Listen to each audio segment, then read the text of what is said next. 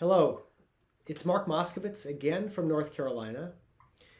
Previously, I spoke to you about the revolutionary nature of Beethoven's cello music. But given that most of you are cellists, or at the very least lovers of the instrument, today I thought I would talk a little about the actual cellos Beethoven owned. At the time of his death, Beethoven's personal artifacts included manuscripts, books, scores, and his sketchbooks, of course, but also suspenders, 6 nightcaps, bed sheets, and other personal effects, even a pair of dueling pistols. And there was also a set of 4 handsome Italian instruments, 2 violins, a viola, and a cello, the latter initially valued at 40 florins. The luthier entrusted with identifying the instrument thought it a pater quaernari, a misreading of the interior label, which read Andreas Guarnerius Fecit, that is, made by Andreas Guarnerius in Cremona in the year 1675. Years earlier, Beethoven appears to have been gifted the set of instruments from his patron, Prince Lichnowsky, the man who set in motion the tour that eventually brought Beethoven to Berlin, where he performed and gifted the king his Opus 5 cello sonatas discussed previously. Beethoven himself mentions these instruments in his heartbreaking document that has become known as the Heiligenstadt Testament, his last will of sorts, when he struggled with the onset of deafness and when he considered taking his own life. In this document, written to his brothers, Beethoven writes, "I would like the instruments from Prince L to be preserved by one of you, but not to be the cause of strife between you, and as soon as they can serve you a better purpose, sell them." Fortunately, of course, Beethoven found the will to go on, and he appears to have kept the instruments in his possession until his death in 1827. And that's when we have the list of personal effects mentioned at the start of this talk.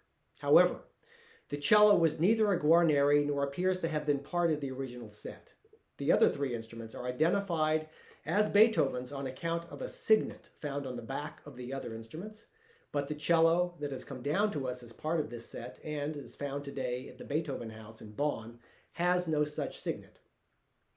To the contrary, there is a label with his name in his own hand attached to the bottom under the tailpiece button and a large Latin B scratched into the backside, but no signet.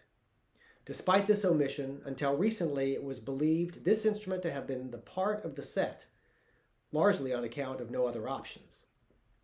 To be sure, it is no Guarnerius. In fact, much of it is no longer even original, having undergone some major reconstruction.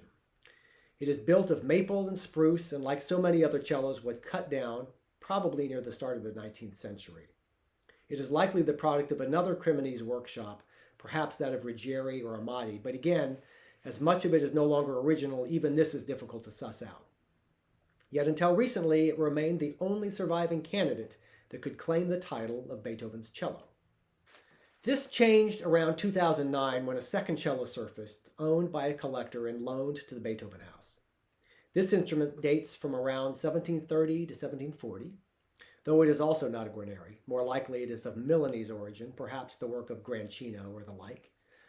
But like the so-called Guarneri cello, it too was cut down. Unlike its cello colleague, however, this instrument has the identifying signet that no doubt links it to the other 3 instruments in the collection. At the time of Beethoven's death, it was in the possession of Samson Wertheimer, the chief rabbi of Hungary and a financier of the Austrian emperor. This instrument also possesses another curious identifying feature, an adjustable neck. That invention was the product of Johann Georg Stauffer, perhaps the most noteworthy luthier of the day, and the man responsible for the instrument known as the arpeggione. Stauffer's Stellschraube, or adjustable screw, allowed the fingerboard to be adjusted according to the season or even the conditions of the performance. Cellist Josef Linke, for whom Beethoven wrote his last 2 sonatas, praised Stauffer's device in the Allgemeine Musikalische Zeitung. By means of a small, finely threaded and sensitive screw, the player can, in an instant, adjust the fingerboard the appropriate amount, upwards or downwards, so that the strings can rest higher or lower. When accompanying the forte piano, the performer can adjust his instrument quickly, allowing for gentle playing, yet just as quickly can revert to a stronger tension in order to be heard well in an orchestra, theater, or church. Why or how this instrument became separated from the other instruments of the set is one of the many mysteries surrounding Beethoven. Of course, given the amount of times he moved from one location in Vienna to another, carting scores, pianos, books, and even dueling pistols down one set of stairs and up another, it's small wonder that he kept track of half his belongings.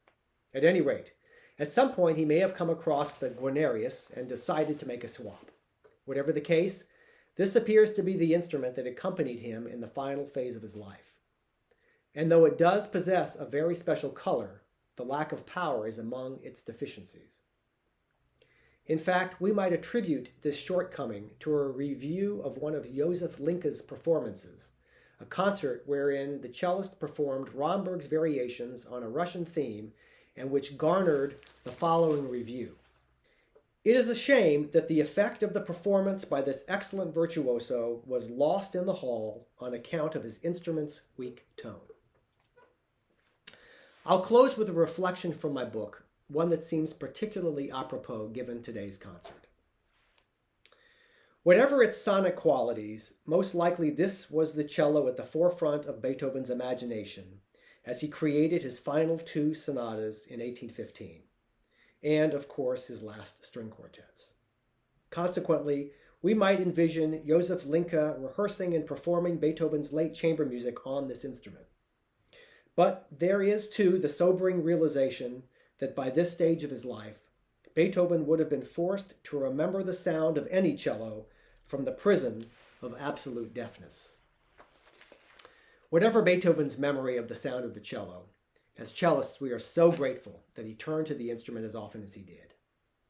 Thanks for listening, and now on to today's concert of Beethoven's cello music.